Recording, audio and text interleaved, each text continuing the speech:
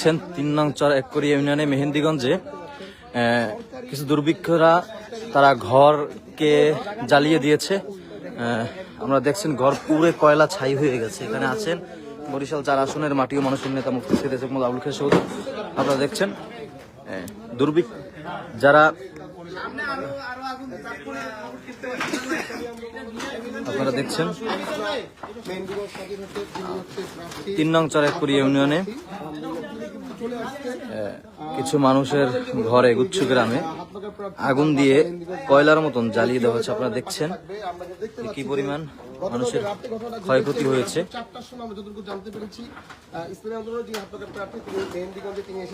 আমাদের এখানে উপস্থিত আছেন বর্তমানে বরিশাল ৪ আসনে হাতপাখা মার্কার প্রার্থী হিজলা মেহেন্দিগঞ্জের মাটি ও মানুষের নেতা মুফতি সৈয়দ এসএম আবুল খায়ের হুজুর। আপনারা দেখছেন আমরা আপনাদের সাথে সরাসরি যুক্ত আছি। আপনারা যারা লাইভটি দেখছেন সকলে লাইভটি শেয়ার করে দেন।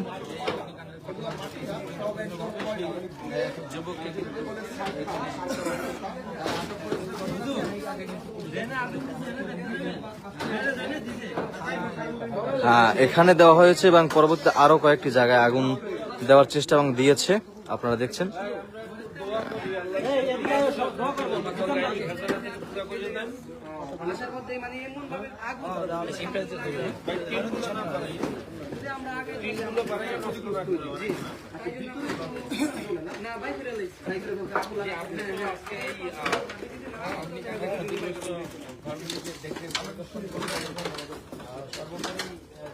ভাই কিছু নষ্ট না করি, মালামাল কিছু নষ্ট না হয়। আমরা তো অত্যন্ত দুঃখিত এবং মর্মাহত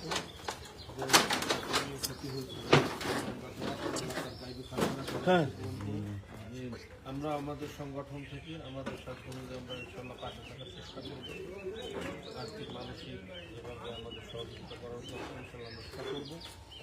বাকি আমরা যতটুকু শুনতে পারলাম এটা উদ্দেশ্যপূর্ণভাবে ইচ্ছে করে আগুন লাগে এই জন্য তদন্ত চলতে। এখন এখানে ঘরের সদস্যরা থানায় আছেন, মনে হয় অলরেডি এখন আছেন। তো আমরা চাই যদি কোনো দুর্বৃত্ত এটা করে থাকে সুষ্ঠু তদন্তের মাধ্যমে তাকে অবশ্যই অ্যারেস্ট করা হোক এবং এর জন্য দৃষ্টান্তমূলক শাস্তির ব্যবস্থা, এটা তো আমরা অবশ্যই কামনা করব। সাথে সাথে আমাদের কোনো সহযোগিতার প্রয়োজন হলে ইনশাল্লাহ আমরা সবসময় প্রস্তুত আছি। যারা এখানে ক্ষতিগ্রস্ত হয়েছে তাদের সহযোগিতার জন্য আমরা ইনশাল্লাহ প্রস্তুত আছি। আর মূলত তো এটা গুচ্ছ গ্রাম, সরকারি ব্যবস্থাপনায় বাড়িঘরগুলো হয়েছে। আশা করি সরকারের থেকে যথাযোগ্য ক্ষতিপূরণের ব্যবস্থা হবে।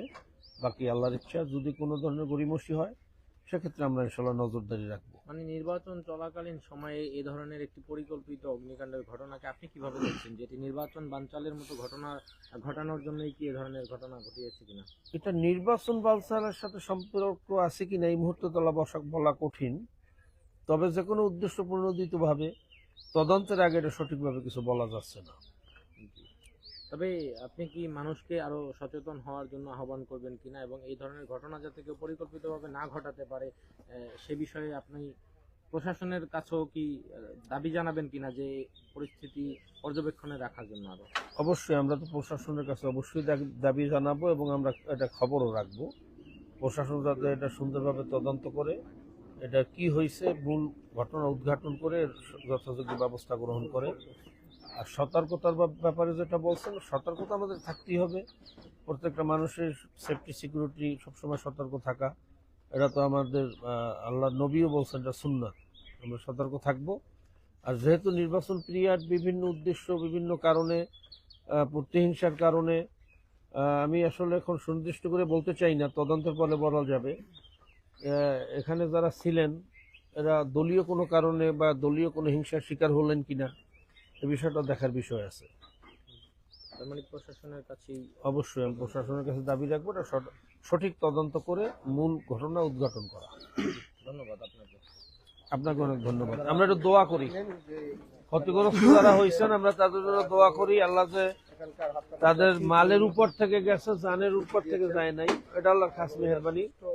রাত্রবেলায় ঘটনা ঘটছে, হয়তো মানুষ ঘুমের মানুষ তো মরা, ঘুমের মধ্যে হয়তো তাদের জানও চলে যেতে পারত। আল্লাহ যে সেই বড় ক্ষতির থেকে আল্লাহ বাঁচাইছেন মালের উপর থেকে আল্লাহ নিছেন। এই জন্য আল্লাহর শুকরিয়া আদায় করি। আর যারা ক্ষতিগ্রস্ত হয়েছে আল্লাহর কাছে আমরা দোয়া করি আল্লাহর গাইবী খাজানা থেকে তাদের এই ক্ষতি পূরণ করে দিক। আর আমরা ইনশাল্লাহ আমরা এখানে তো অনেক দায়িত্বশীলরা আছি, স্থানীয় লোকজনই তো সবাই এখানে আছেন। আমাদের যতটুকু সহযোগিতা করা দরকার, বিশেষ করে ওনাদের খানা দানা এই কয়েকদিন, এখন তো চুলা নাই, থাকার জায়গা নেই, কম্বল নাই। আমাদের ওখানে কম্বল আছে, কম্বলের ব্যবস্থাগুলো আপনারা করে দেবেন। আমি ইনশাল্লাহ আমার কাছে কম্বলের ব্যবস্থা আছে। অবশ্য ওনাদের থাকার জন্য যেটা দরকার কম্বল তোষক, এই ব্যবস্থাগুলো আপনারা এখন করবেন দায়িত্বশীলরা যারা আছেন। আর খানা দানার ব্যাপারে ওনারা যারা আত্মীয় মানে কি বলি পরিবারের সদস্যরা আছে তাদের খাওয়া দাওয়ার ব্যাপারটা খেয়াল রাখবেন যারা আমার এখানে দায়িত্বশীলরা আছেন।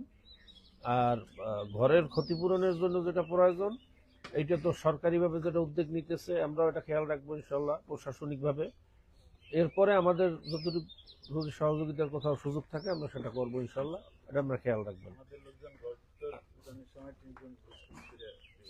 হ্যাঁ অবশ্যই ইনশাআল্লাহ। তো এখন আমরা একটু দোয়া করি আল্লাহ যেন এই বিপদ আপদ থেকে আমাদেরকে হেফাজত করেন, সকল ষড়যন্ত্রকারী ষড়যন্ত্র থেকে, হিংসুকের হিংসার থেকে, আসমানি জমিনি বালা মুসিবত থেকে আল্লাহ যেন আমাদেরকে হেফাজত করেন।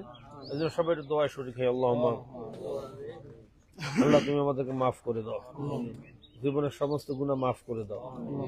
আল্লাহ যে ক্ষতি হয়ে গেছে আমার ভাইদের সব ক্ষতি তোমার গাইবী খাজানা থেকে পুরো করিয়ে দাও। ইয়া আল্লাহ যদি কেউ ষড়যন্ত্র করে থাকে আল্লাহ ষড়যন্ত্রকারীদেরকে হেদায়েত করো, নাহলে ওদেরকে ধ্বংস করিয়ে দাও।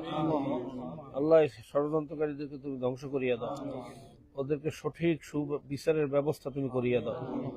ইয়া আল্লাহ আমাদেরকে বিপদগ্রস্ত মানুষের পাশে থাকার তৌফিক দিয়ে দাও। ইসলাম দেশ ও মানবতার কল্যাণে সাহাবায়ে কেরামের নমুনায় হামদর্দি নিয়ে মোহাব্বত নিয়ে আমরা যেন মানুষের পাশে থাকতে পারি সেই তৌফিক তুমি আমাদেরকে দিয়ে দাও।